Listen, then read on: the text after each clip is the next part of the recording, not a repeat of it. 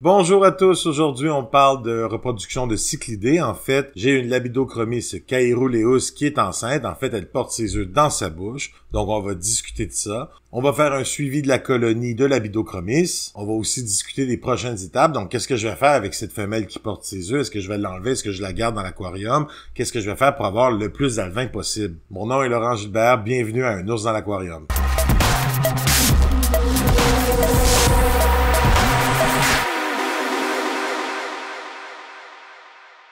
Pour faire l'histoire courte un peu de la colonie, il y a environ un mois, j'ai terminé de cycler un 450 litres. Donc en fait, c'est un 4 pieds par 2 pieds. Donc 450 litres, mon aquarium, que j'avais prévu pour une colonie de Labidochromis caeruleus. Mon but, c'était un peu d'avoir une reproduction un peu à la naturelle. Donc pas nécessairement forcer un élevage, mais avoir une reproduction naturelle par eux-mêmes parce que j'ai créé un habitat qui leur faisait plaisir. Donc en fait, ce que j'avais comme intention, c'est de créer un décor où il y avait plein de roches pour avoir en fait des cachettes pour qu'ils puissent se cacher, interagir ensemble, mais s'il y en avait trop, s'il y en avait marre, il faut aller ailleurs. Donc, vu qu'il y en avait 6 aussi, pouvoir partager l'agressivité entre chacun. Puis, chose étonnante, là, pour mettre un petit bémol, moi, j'étais certain que les mâles avaient du noir sur leur dorsale, puis du noir sur leur nageoire, tandis que les femelles avaient simplement du jaune. Mais dernièrement, j'ai vu des vidéos sur YouTube, puis je suis allé faire des recherches, puis j'ai clairement vu des femelles qui avaient du noir sur leur dorsale et du noir sur leur nageoire, qui portaient des œufs. Maintenant, je suis pas certain combien de mâles et combien de femelles que j'ai, mais au départ, j'avais prévu avoir 4 femelles et 2 mâles. Pour l'instant, je suis au moins certain d'avoir une femelle parce que elle est enceinte.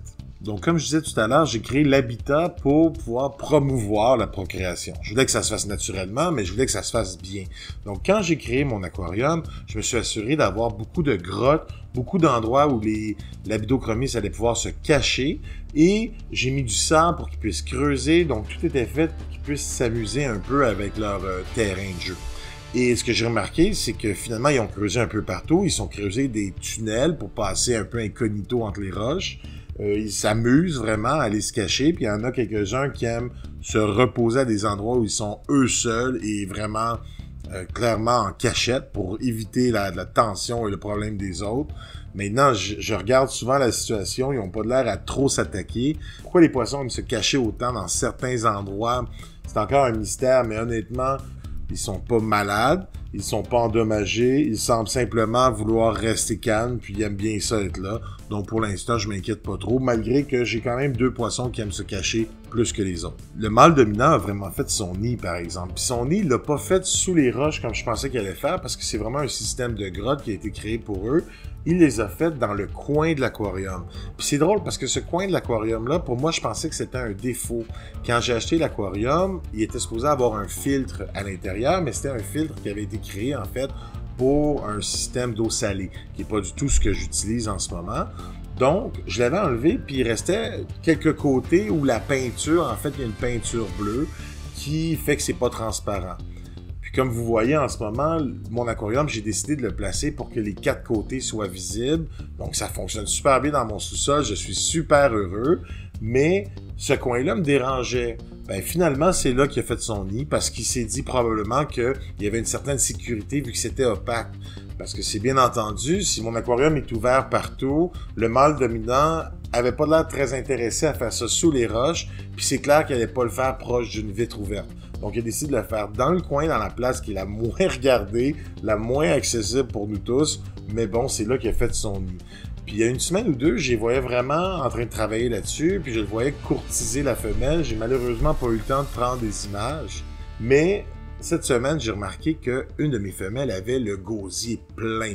Puis c'est comme ça qu'on peut savoir qu'une femelle est enceinte. Il faut faire attention, parce que quand on nourrit les Labidochromis caeruleus, ils sont vraiment gourmands. Puis ils mettent beaucoup de bouffe dans leur bouche. Si on regarde après avoir nourri les labidos jaunes, on se rend compte que leur bouche est toute pleine, leur gosier est tout plein, puis on se dit « Hey, tout le monde est enceinte ». Mais ça fonctionne pas comme ça, là, faut faire attention. Après les avoir nourris quelques heures plus tard, quand on regarde que on a quand même certains poissons, dont une en particulier en ce moment, que le gosier est beaucoup plus bas que les autres et qui a de la moins intéressée par la nourriture. Parce que lorsque je nourris, elle vient voir, mais elle semble pas beaucoup manger.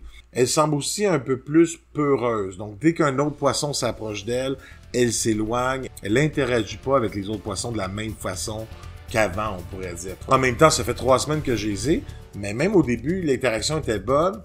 Et tout dernièrement, depuis que le gosier est plein, elle s'enfuit de partout. Mais le gosier est plein, ça signifie en fait quelque chose de très simple. Elle porte des œufs. Et maintenant, qu'est-ce que je fais avec une femelle qui porte ses œufs? En passant, si vous êtes intéressé par l'aquariophilie, puis les aquariums, puis les poissons, puis en fait tout ce qui parle de ça, abonnez-vous à ma chaîne. Parce qu'un ours dans l'aquarium a été créé pour faciliter l'approche en aquariophilie, puis discuter de thèmes qui nous intéressent tous.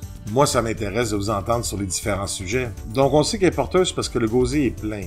Puis maintenant, qu'est-ce qui va se passer? En fait, on a environ 4 semaines entre le moment où est-ce que les œufs vont rentrer dans sa bouche et la fin. Ce qu'il faut comprendre, c'est que les Labidochromis caeruleus, quand elles vont pondre ses œufs, les femelles, le mâle va fertiliser les œufs, puis la femelle va prendre les œufs dans sa bouche. Maintenant, exactement comment la fertilisation est faite, je vous dirais que je peux aller en détail là-dessus. Je sais qu'il y a des sites qui vont un peu plus en détail là-dessus sur exactement comment le sperme va du mâle à la femelle, mais ultimement, la femelle a les œufs dans sa bouche et ils ont été fertilisés. On espère. Cette femelle-là va garder les œufs dans sa bouche pendant environ 4 semaines. Puis pendant 4 semaines, officiellement, elle ne mangera pas. Maintenant, il y a certains Labidochromis qui vont manger malgré qu'ils sont enceintes. En fait, quand je dis enceinte, on s'entend les œufs dans sa bouche, donc porteuse. Mais la majorité ne le feront pas. Ce qui est possible de faire, par exemple, pour peut-être espérer que ça fonctionne, c'est mettre un peu la nourriture en flocon. Parce que la nourriture en flocon, si jamais elle a réussi à en avoir dans sa bouche, cette nourriture-là se désagrège. Donc, ma théorie, c'est qu'elle sera capable de manger plus facilement cette nourriture qu'une nourriture en granules. Mais encore, c'est possible qu'elle décide de refuser toute nourriture. Je pourrais la laisser dans l'aquarium pendant 4 semaines. Je pourrais même décider que pendant 4 semaines, elle reste dans l'aquarium et la laisser, on pourrait dire, relâcher ses œufs dans l'aquarium. Mais en faisant ça, j'ai quelques risques. Premièrement, la laisser dans l'aquarium durant la croissance des œufs, durant la progression où les œufs deviennent des alevins, la maman va être très stressée s'il y a beaucoup de poissons qui tournent autour. Même si mon aquarium est gros, puis j'ai 6 poissons au total, donc pour la maman, il y en a 5 autres, j'aimerais ça lui enlever ce stress-là. Donc moi, personnellement, je ne la laisserai pas dans l'aquarium. Mais si possible, si votre aquarium est de genre comme le mien, donc avec seulement 6 Labidochromis qui sont encore, on va s'entendre, presque adultes, la majorité d'entre eux ont peut-être passé l'âge de adulte, mais quelques-uns sont encore dans le juvénile, ils sont encore tout jeunes, donc vraiment au début de leur vie adulte. On va s'entendre, il y a très peu de risques que la mère ait beaucoup de complications à cause de la compétition, il n'y aura pas trop de danger.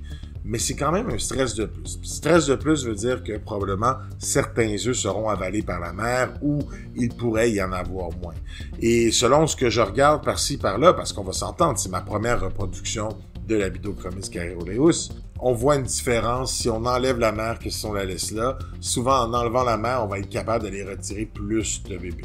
On pourrait retirer la mère aussi à la dernière minute ou la mettre dans une boîte pour vraiment qu'elle ponde, ça existe. J'aime plus ou moins ça parce que l'espace pour la mère est minime, mais on pourrait faire ça.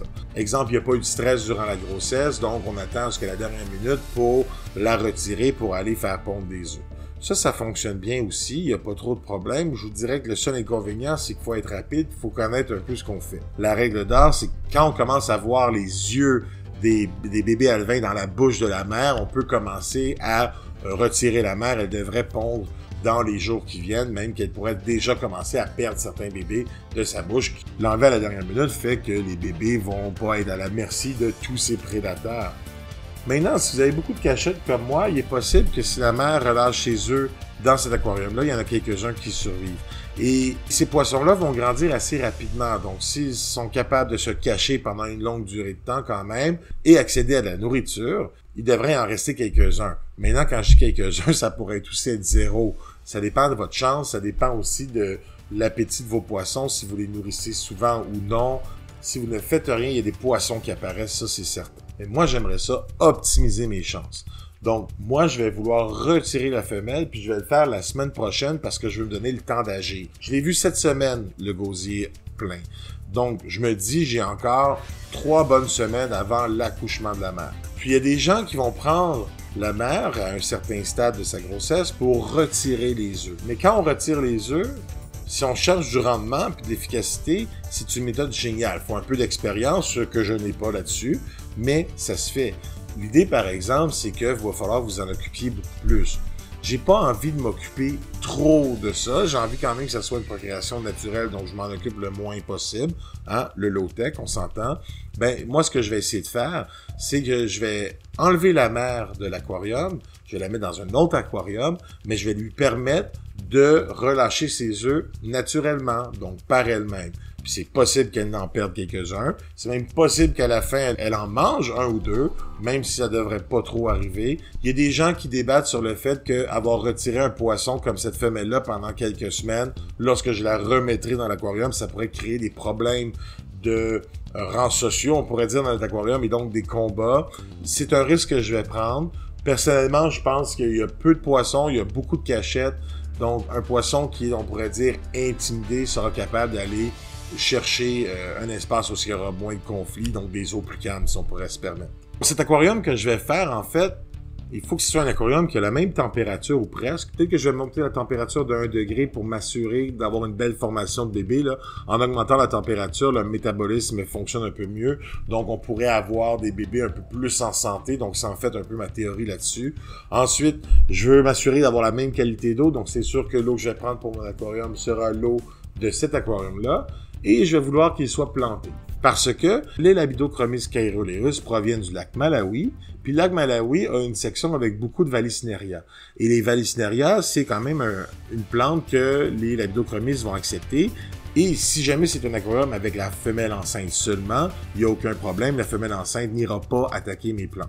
De plus, lorsque les bébés vont naître, il va y avoir quand même quelques micro-organismes autour des plantes, etc., qui vont pouvoir les manger. Donc, c'est une nourriture de plus, une certaine sécurité pour le taux de survie. Je compte même utiliser mes crevettes dans l'aquarium. Les crevettes vont servir, on pourrait dire, de jardinières qui vont nettoyer. Les crevettes vont pas vraiment faire de mal aux bébés poissons. Au pire, les bébés poissons, lorsqu'ils vont grandir, ou la femelle, lorsqu'elle va avoir relâché ses poissons, c'est possible qu'elle aille s'attaquer à mes crevettes. Pour de vrai, je le sais que ces crevettes-là vont être en sacrifice, mais c'est pour le bien-être de la cause. J'ai beaucoup de crevettes, mes crevettes se reproduisent très facilement, donc il n'y a pas de problème de prendre 3-4 crevettes pour les mettre dans un aquarium d'environ 80 litres, simplement pour m'assurer qu'il y a un bon entretien. Puis si jamais ils se font manger, ben c'est le cycle de la vie. Je sais pas si vous avez déjà vu mon vidéo qui compare le low-tech et le high-tech, mais moi, personnellement, je suis dans le low-tech. J'aime pas ça avoir trop d'équipements, puis j'aime pas ça avoir d'équipements trop spécialisés. Donc, en ce moment, moi, je suis en train de penser à une solution pour ne pas avoir à me rajouter un autre chauffe-eau, pour ne pas avoir à ajouter rien d'autre vraiment d'outils importants à acheter ou etc., ou d'électrique pour faire fonctionner mon aquarium où il va avoir ma femelle. De plus, cet aquarium-là va être un aquarium, on pourrait dire, temporaire, mais que je compte réutiliser quand même souvent. Donc, je veux un système qui va fonctionner, qui va être facile, mais en même temps qui va pas me coûter cher, que ça va être assez simple et efficace. Ce que je vais faire, c'est mon système de siphon que j'explique dans une de mes vidéos sur les trop-pleins et les overflows. Je vais prendre un petit siphon avec un petit débit, puis je vais être capable d'aller chercher l'eau de cet aquarium-là et de le transiter dans un petit aquarium. Cet aquarium-là, en fait, je compte le surélever pour pouvoir avoir vraiment les deux aquariums côte à côte. Mais je vais avoir un siphon qui va tomber dans l'aquarium et de l'aquarium, il va y avoir un siphon qui va tomber dans ma filtration et cette filtration retourne dans mon aquarium principal. Comme le débit de mon petit siphon sera petit et plus petit que le jet de ma pompe, ben, il n'y aura pas de problème. En fait, je vais utiliser l'eau à mon système. Cette eau va être déjà chaude, cette eau va être exactement des mêmes paramètres. Et lorsque je vais faire un changement d'eau d'un côté, ça va fonctionner pour l'autre côté.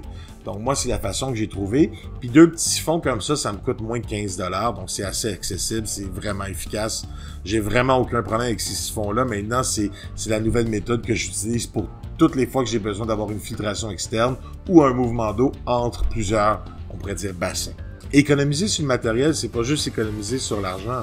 Ultimement, si j'ai connecté ces deux aquariums-là ensemble, ça va vraiment me sauver dans l'entretien général.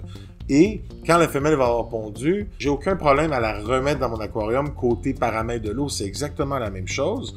Et pour les bébés, ben même affaire. Quand je vais pouvoir les transvider, ils vont pas connaître quelque chose de différent. Et j'ai pas besoin de tout changer de l'eau à chaque fois de cet aquarium-là. L'autre chose que je veux dire, c'est que je suis tout à fait conscient qu'en ce moment, je vais pas tout faire en sorte pour avoir la meilleure production, pour avoir le meilleur nombre, la plus grande efficacité de reproduction de la Vitochromis.